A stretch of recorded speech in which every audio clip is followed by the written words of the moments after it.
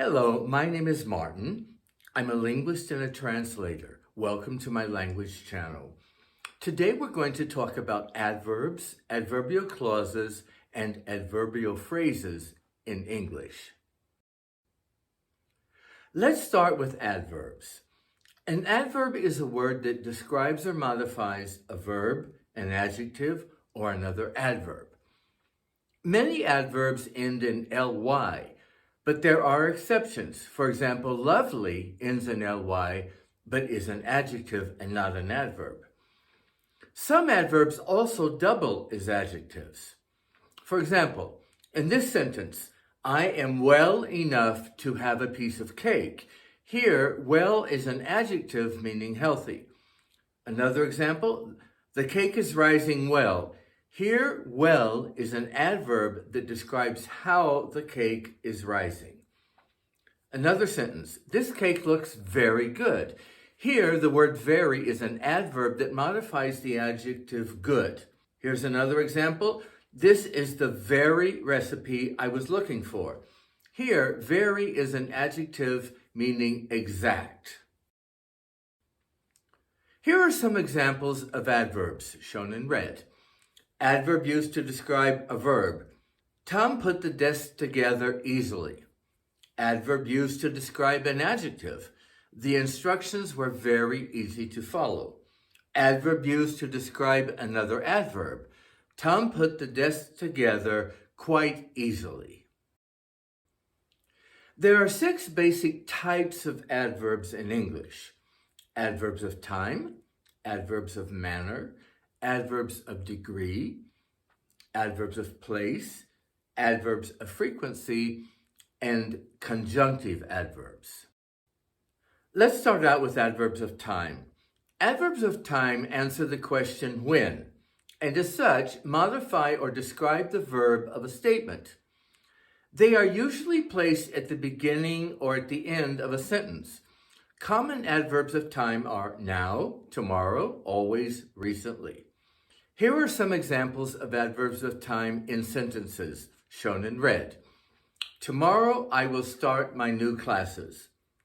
Sarah is preparing dinner now. The refugees recently arrived from Afghanistan. Now let's look at adverbs of place. Adverbs of place answer the question where and describe the location in which the verb of a statement occurs. Common adverbs of place are here, there, above, below, inside, outside, everywhere. Here are some examples of adverbs of place in sentences, shown in red.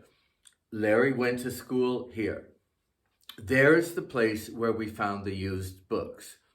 The children played outside. Adverbs of manner. Adverbs of manner answer the question how the verb of a statement is done. Many adverbs of manner end in ly.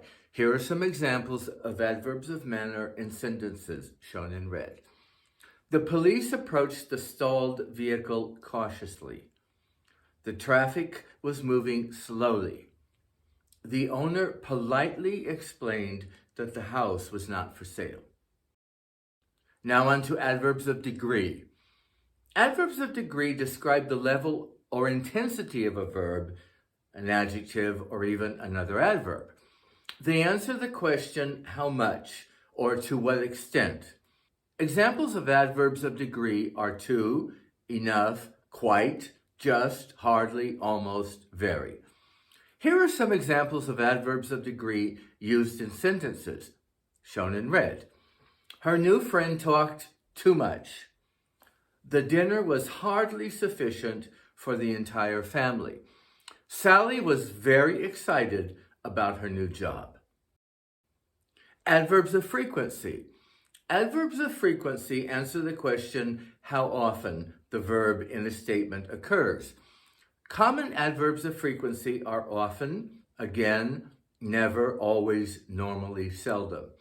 Here are some examples of adverbs of frequency in sentences, shown in red. We often stop for fuel on long journeys. Jules never visits the same place more than once. We normally sit next to the window.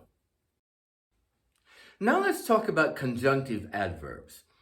Adverbs usually modify one verb, an adjective, or another adverb. But conjunctive adverbs modify entire sentences by joining two independent clauses into one longer sentence.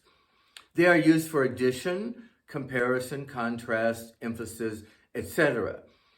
Here is a list of some common conjunctive adverbs. I won't read them off to you, but you can pause the video to look at them more closely.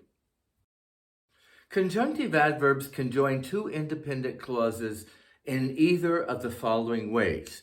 The first way, by following a semicolon. Examples, conjunctive adverbs are shown in red here. The library has a budget to purchase new books, semicolon. Consequently, there is always a selection of the latest bestsellers. The second way is by appearing at the beginning of a new sentence. The library has a budget to purchase new books, period, or full stop in British English. Consequently, there is always a selection of the latest bestsellers. The second option is more prevalent in American English. In both cases, the conjunctive adverb should be followed by a comma.